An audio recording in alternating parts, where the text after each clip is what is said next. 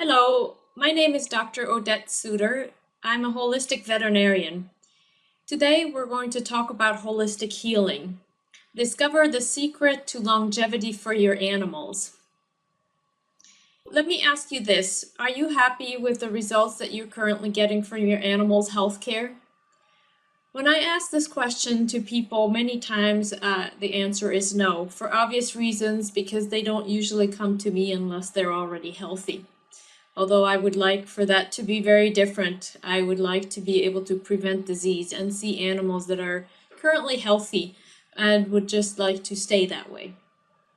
So today we're going to talk about how we can do things differently, because we need to do things differently if we want to get different results. So let me ask you this. Do you feel like we have a healthcare crisis going on right now? Do we have a healthcare crisis or do we have a health crisis? I would say both. And why do you think that we have health crises going on? Could it be toxins, pollution? Could it be diet? Could it be lack of exercise? We're going to talk about lifestyle today, and we're also going to talk about the system we're stuck in, because we have to recognize that, because if I can't show you something different, why would you want to change? Now, today, even though I'm talking about animals, I will also draw some parallels to the human world because there are more numbers available there, more statistics, but it's not any different in the animal world. I see a health crisis in the animal world just as much as in the human world. I assume you're listening in because your animal is showing symptoms and you would like to get rid of those. If that's the case, then what I need to show you is that the symptoms that your animal is currently exhibiting are merely a sign that it is losing its health. And that is why a lot of times we have multiple symptoms going on at the same time. So for example, if an animal has allergies, we may also see weight gain, lack of energy, recurrent infections, etc. And if we don't do something differently, we're going to end up with the same results over and over again.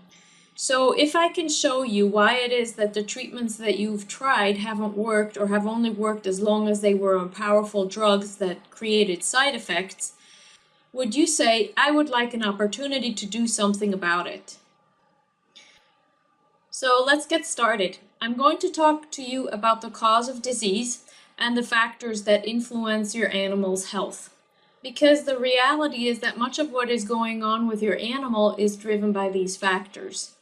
I'm going to explain how symptoms are simply a small part in a bigger picture.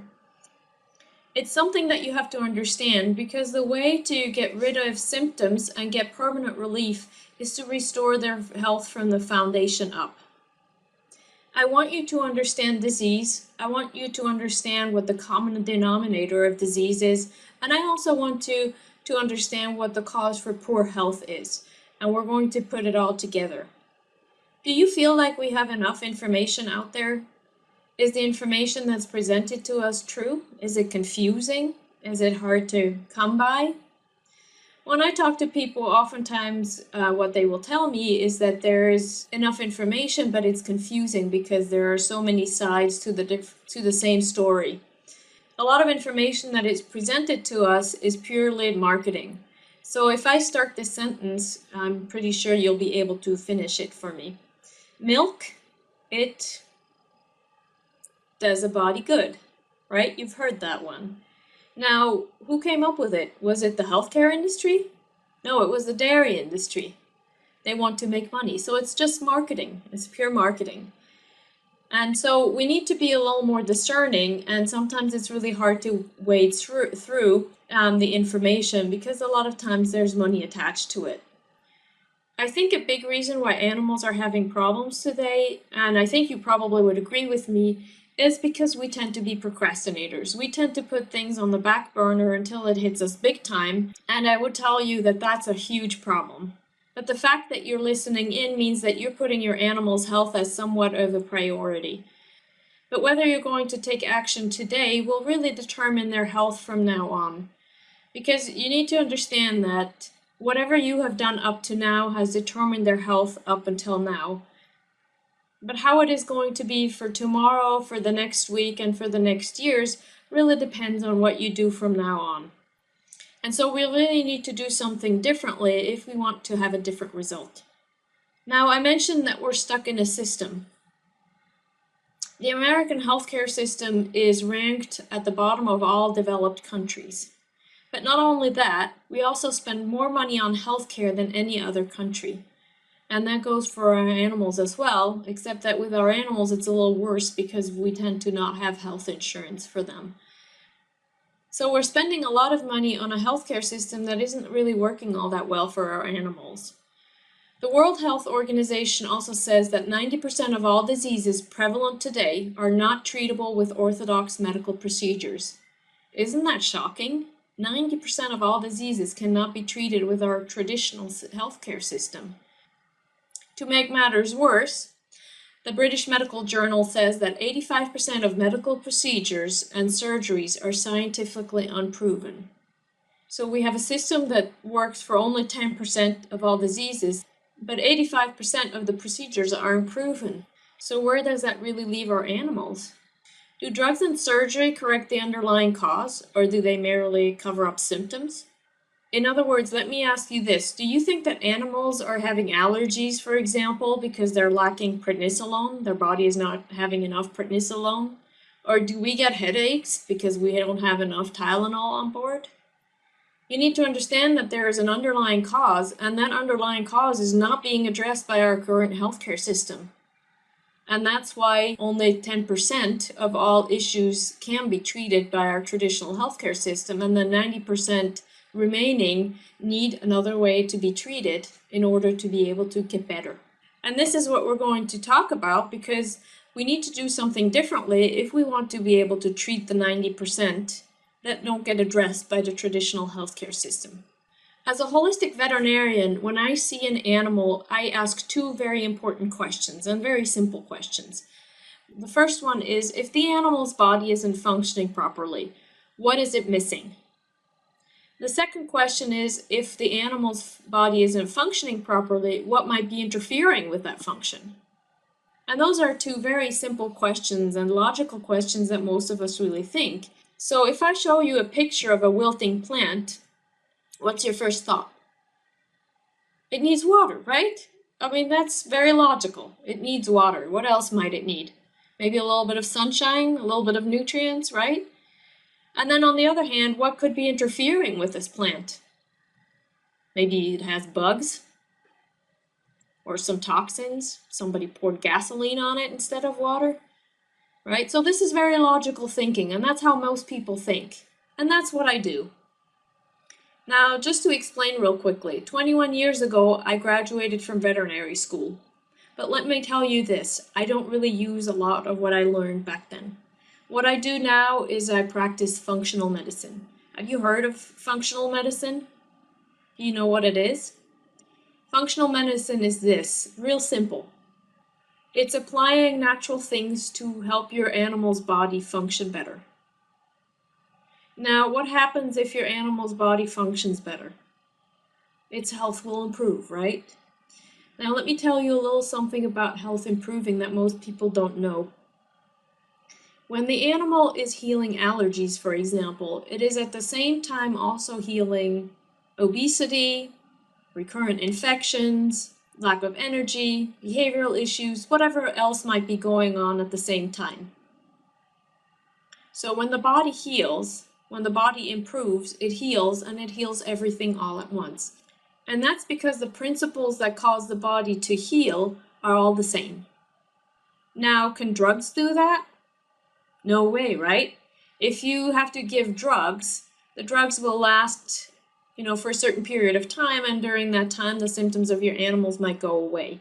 But what happens if you stop the drug? The symptoms will come right back, right? So if you give drugs, you have to give them every day.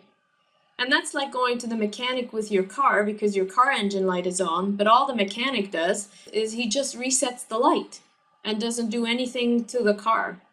So what will happen? You drive off and the car engine light will come right back on, right? So wouldn't that make you furious if your mechanic were to do that to you? But that's really what the traditional healthcare system is doing to your animals. Now, I'm not asking you to take your animals off drugs, please don't.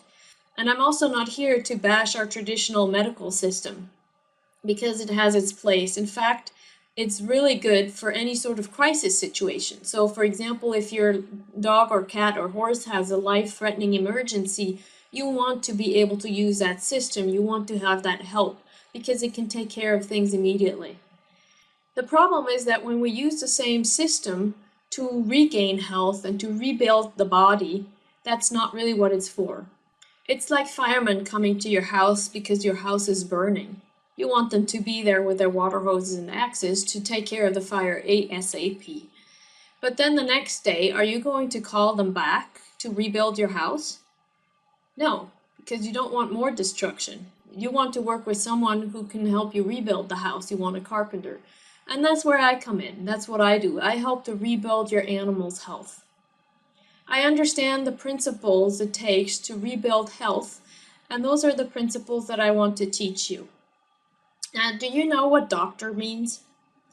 Doctor means teacher. It's a Latin word for teacher. So has your veterinarian been teaching you?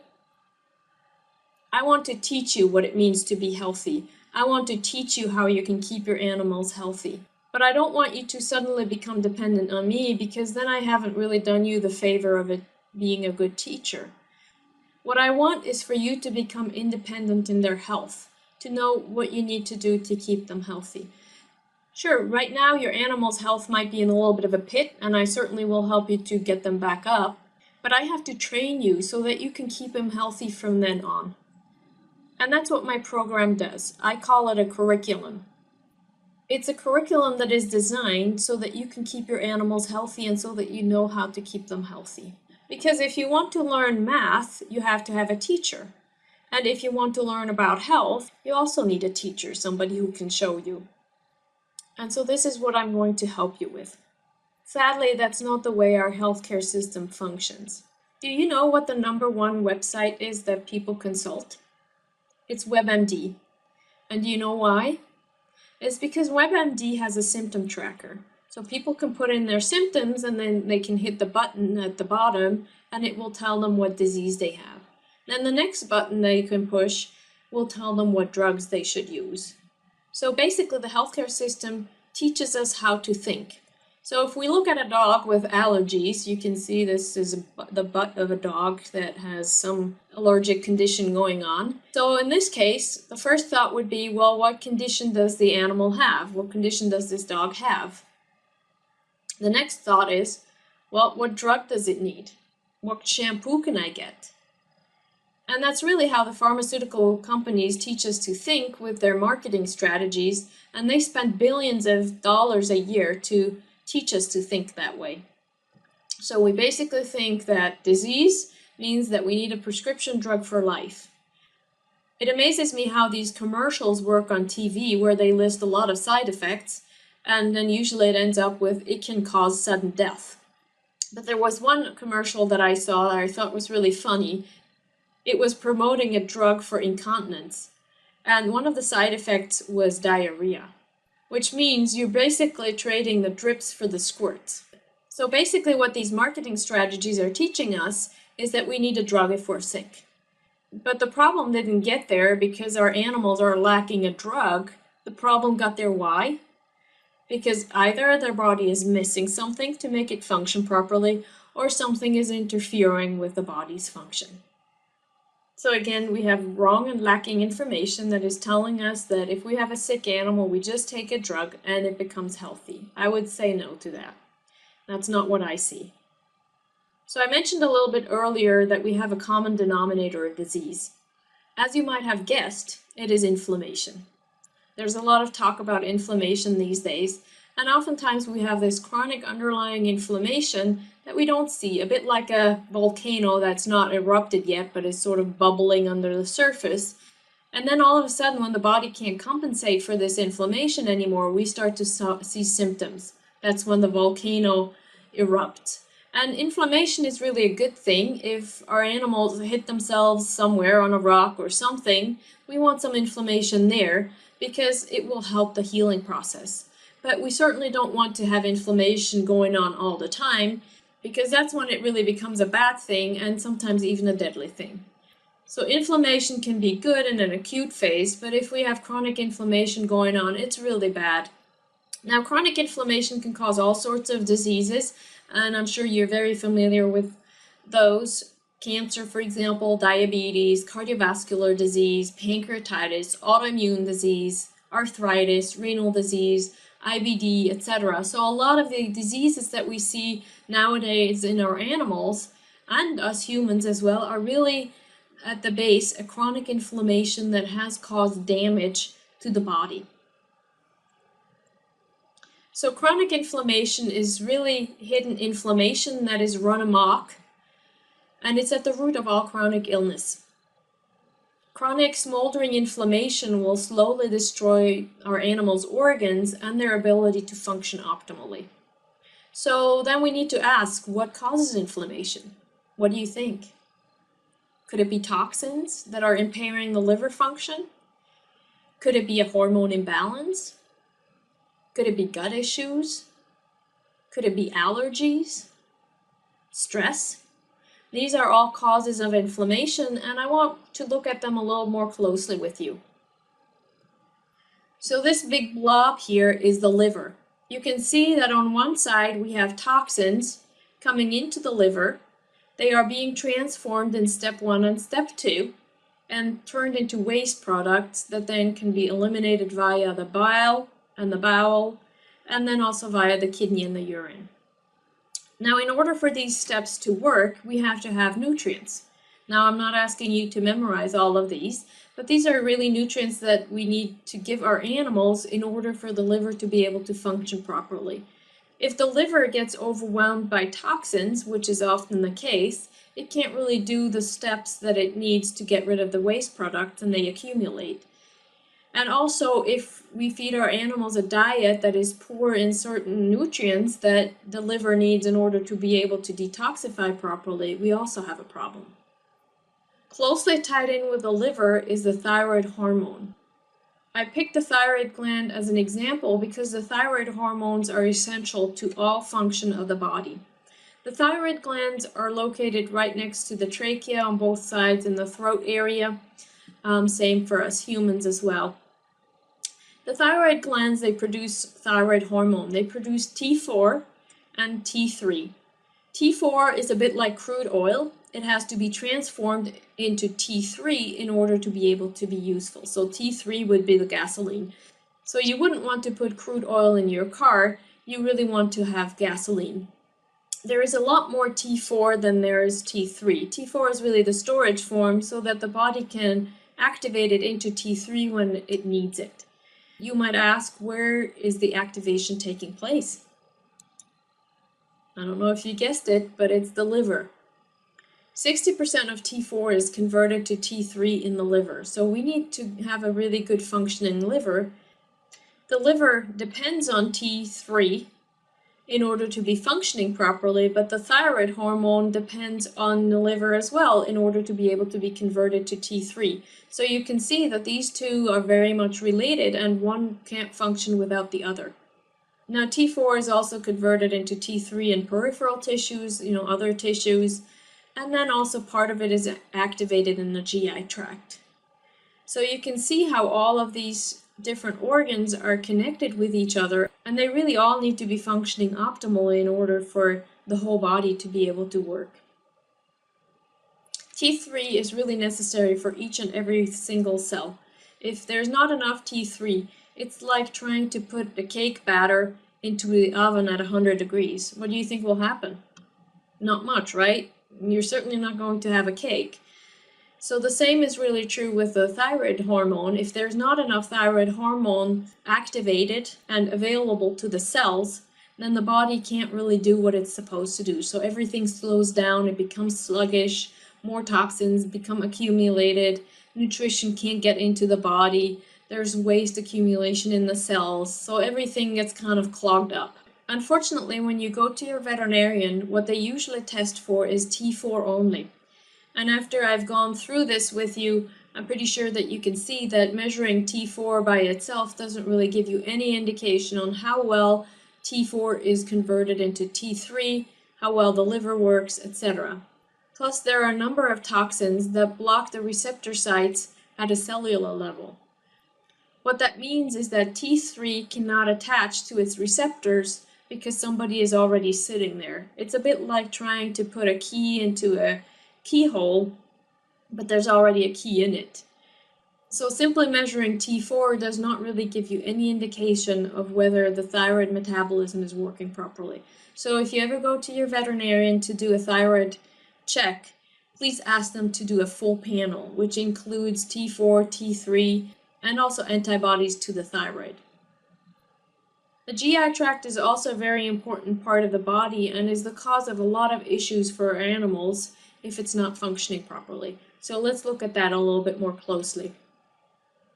No gut, no glory, you may have heard this phrase, and that really explains what's happening when the gut isn't working. If the gut isn't working properly, the entire body will have issues. So let's take a closer look. This whole section here is a part of the GI tract, and we have a one-cell layer that's lining it. On the other side of this lining, we have blood vessels that will take in the nutrients and then distribute them around the body. Now, on the left side here, you can see these are normal cells. They have little tight junctions here that keep the cells very closely connected. And they also have nice little finger-like structures where all the enzymes sit and also the bacteria, the good bacteria of the gut.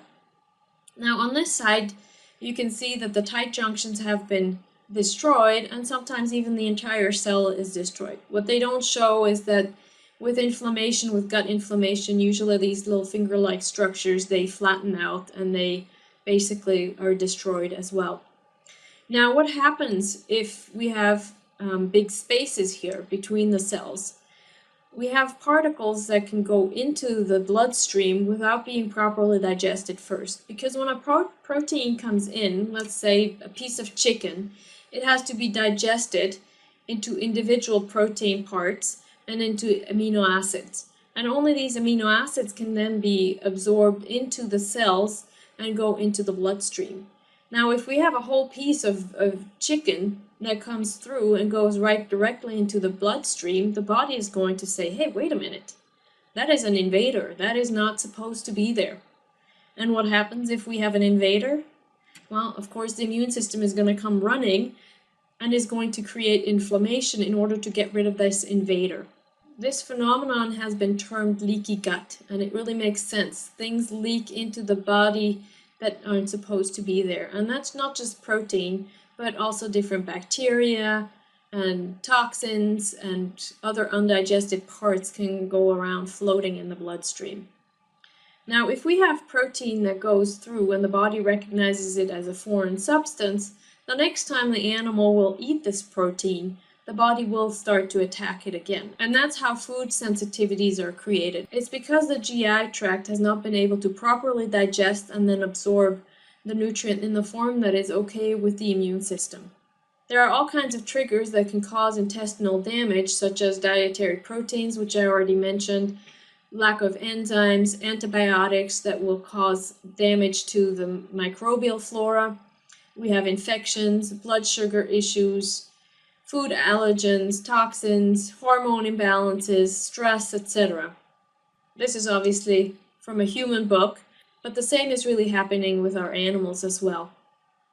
So when we have these circulating foreign bodies in there, the immune system comes and cleans it up. And when the immune system comes, we always end up with inflammation. We also end up with malabsorption and nutrient deficiency because things are not digested properly. Autoimmunity is another result of it because we have proteins or particles that come through that may look very similar to the ones that are present in the body already, such as the kidneys or the thyroid, for example. Another thing that ends up happening is that the blood-brain barrier is being breached because the immune system will release cytokines. These are inflammatory chemicals that will cause the blood-brain barrier to start leaking as well. So we end up with things going into the brain that aren't supposed to be there, and that causes inflammation as well. So just to illustrate a little more about all of this and how things are connected, I want to talk to you about my dog, my childhood dog, Windy. When she was about 7 years old, she started to have allergies, and at first it was just allergies during the summertime, maybe for a month or so. The next year it was 2 months, and the duration just kept increasing until she had allergies all year round. Now later on in life she developed memory cancer, and even later on in life she developed dementia. Now you can see that most likely because she had so much inflammation going on, she also ended up with inflammation in her GI tract. So basically her blood-brain barrier was breached for a long time, and there was inflammation going on that was slowly destroying her brain and destroying the neurons in there. And that's really what's going on with animals as they get older, and it's very similar to what's going on with humans who have Alzheimer's or Parkinson's disease. So we have inflammation in the gut, which then will cause inflammation in the entire body, including the brain. And this really tells it well. There's a lot of research being done to find out what the connection is between the gut and the brain. And the scientists have found if there's a little problem in the gut, usually the brain makes a mountain out of it. And I see this happening every day. In fact, I'm just now working with a dog with IBD, inflammatory bowel disease, who has had diarrhea for the last 3 years and ended up having a lot of anxiety. So just by healing this dog's gut, obviously the diarrhea went away, but also his anxiety. He was able to come back to normal. And I see this all the time. Another patient of mine didn't have a lot of signs of GI issues and also didn't have a lot of other symptoms going on. But the owner wanted to be proactive and decided to switch the dog over to a different diet and do some detox at the same time. And lo and behold, the dog, who had always been a little bit shy and kind of tucking his head when somebody wanted to pet him, stopped doing that. His whole attitude changed. He was much more outgoing, much more assertive towards the other dog in the family. So there was a big change in that dog just by switching diet and just getting a little bit of inflammation out of his body, even though he wasn't actually showing a lot of it. So this patient is really an example of that volcano that hasn't erupted yet. And wouldn't it make sense to take care of things before they actually get really bad? The fact is that today everybody needs help in order to stay healthy, because we've all been exposed to toxins to an extent that's impossible for the body to deal with. So where do these toxins come from?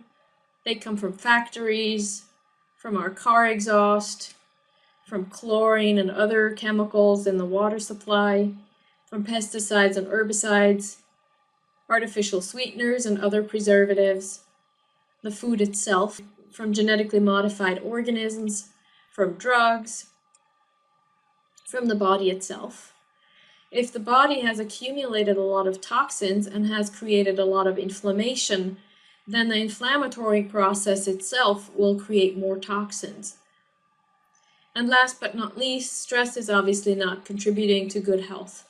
If we look at toxicity, how it was yesterday versus today, we can really see why it is that our bodies are having so much difficulties. More than 1.5 million new chemicals have been put on the market since World War II. Most of them are carcinogenic, and most of them have never been tested for safety. And 80,000 of these chemicals actually interfere with hormones. They're called xenoestrogens. They're estrogen-mimicking substances. And that's why the number of male amphibians is decreasing. Why do you think little girls are getting their period at 5 years of age, whereas it used to be 13, 14? That's because they're exposed to xenoestrogens that cause them to mature much more quickly. This graph really shows it how we're exposed to so many chemicals, more than we ever have. In the 1920s, about 1 million pounds were produced per year in the US, and now we're at 140 plus billion. How can we expect the body to be able to deal with that? The body's detoxification system was not designed to deal with this kind of onslaught of toxicity. And so we really need to do something about it if we want to keep our animals healthy, because they need help to get rid of these toxins that produce a lot of inflammation. And when we have inflammation in the body, other organs are being attacked as well. Just like in my childhood dog, she had allergies that created a lot of inflammation, but it didn't stop there. it started attacking other body parts.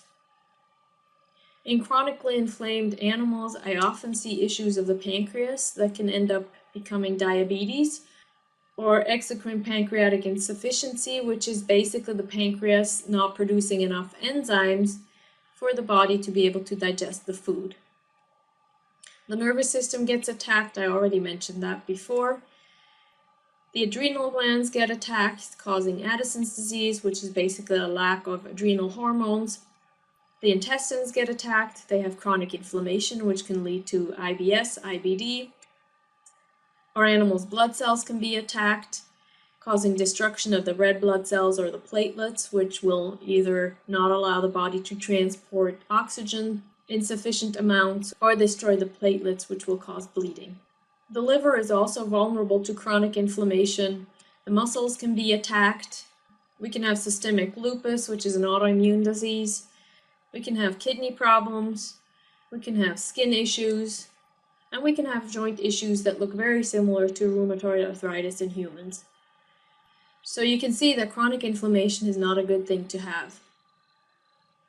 Now, how do we get help? I assume that you're listening in because you haven't received the help that you needed for your animals. You're not alone with that. Now let me ask you this. After what I've explained to you so far, do you feel like you can predict the future of your animal's health? Yes, you can. But we have to order the correct tests so that we can find out what the true underlying cause is. And then we want to focus on that underlying cause and not just the symptoms. We have to correct the dysfunction and not just alter the labs with drugs. And we have to address the body as a whole. Do you remember how I showed you how everything is connected? If I tinker just a little bit with the GI tract, but don't do anything to address any sort of hormonal imbalance, for example, do you think that your animal will be able to heal as much as you would like it to? Not likely. And so we need to take a systematic approach so you know the steps that you need to take.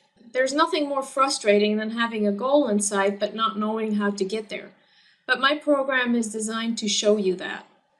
Look, this system was really developed out of the challenges of my own life, and I've had plenty of those. They've actually been my biggest teachers. Very early on, I developed chronic fatigue syndrome, where I could barely move. I just didn't have any energy to do anything. And later on, I developed an autoimmune disease that caused so much pain that I had to be on steroids for a number of years. Now, in this journey, I started, like everyone else, I started to do a little bit of this and a little bit of that. And I tried this and I tried that, a little bit of acupuncture, a little chiropractic care, a little bit of herbs, a little bit of this. And I found that nothing really worked so well. And it wasn't until I figured out that I really needed to use a system, that I really needed to address all of my body parts all at the same time, that finally I was starting to get better. So I'm here to show you how this system works. I'm here to show you a shortcut because I don't want you to spend a decade trying to figure out what's wrong with your animal and trying this and that and then the other and spend a lot of money on it and it doesn't end up working. For one, you don't really have the luxury to do that because most of our animals don't live that long. So I'm going to show you a different system. I'm going to show you a different approach and I'm going to mentor you along the way. And that's really important because without mentoring, you have a big chance of failure, and I don't want that for your animals and for you. With this system, we have 5 different components to help rebuild health. Now, what are they? Detoxification is one of them. We already talked at length about how important it is for the body to be able to detoxify. So we need to make sure that the liver is getting all the nutrients it needs in order to be able to detoxify. And we need to make sure that we help the liver not accumulate a lot of toxins and not be able to get rid of them. And wouldn't it make sense if we didn't add more toxins into the body through nutrition? So we need to look at nutrition. We need to feed them a species-appropriate diet, something that the body can deal with, that supplies the body with all the nutrients that it needs in order to be able to function properly. Next, we also need to look at the hormones. Because if you remember, hormones are very important for the liver to be able to function properly, for the GI to be able to digest and absorb food. Hormones travel throughout the body to signal cells what they're supposed to do. So you can see that hormones, nutrition, and detoxification are really inextricably connected. Another part is the nervous system. The nervous system perceives everything. So if there's inflammation in the body, if there's stress, the nervous system will perceive it and then respond accordingly. And because the nervous system innervates every single part of the body, we need to make sure that nerve conduction is functioning optimally. For example, if an animal is experiencing GI issues, it is very likely that it will also show signs of back pain or spasms in the back muscle. I see that very often in horses. Usually when they have back pain, there's inevitably something going on with their GI tract, and if we fix the GI tract, usually that back pain goes away. So you can see again, everything is related. Last but not least, the fifth part is fitness. Fitness is very important. Exercise is very important because it increases blood flow to every single organ, it increases function, it increases assimilation of nutrition, it helps the hormones to function better, etc. I have a little video here that I would like to share with you.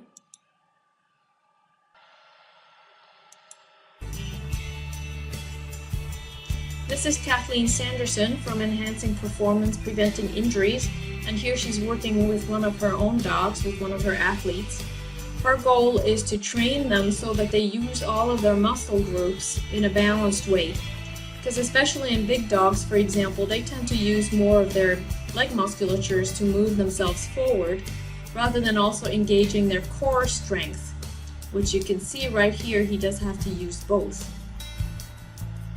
And so by doing that, she can help them prevent injuries and strengthen the parts that needed to be strengthened. And there are many, many exercises that can be done, and they have to be done correctly, obviously. But it's very simple, and the dogs really love doing it. It's fun for them, obviously, because they get treats, but they really love the challenge.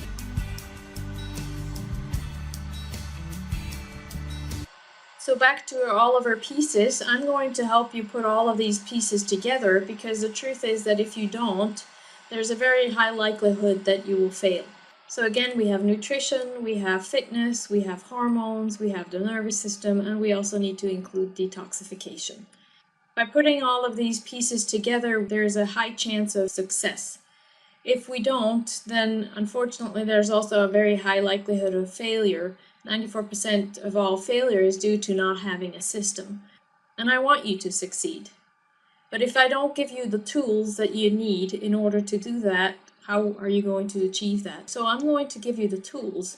And just in case you were thinking that this is going to be really complicated, difficult, and very time-consuming, don't worry. I am making this very simple, step by step. Everybody can do it. The next step is then to ask yourself, how would life be if I were able to resolve my pet's health issues? And how has your animal's life been affected by not feeling well? How has your life been affected by your animal not feeling well? I get a lot of people telling me that they have problems focusing at work, they have issues in the relationship because they don't agree on how to help their animals. So anything that's going on with your animal will affect you and your entire life.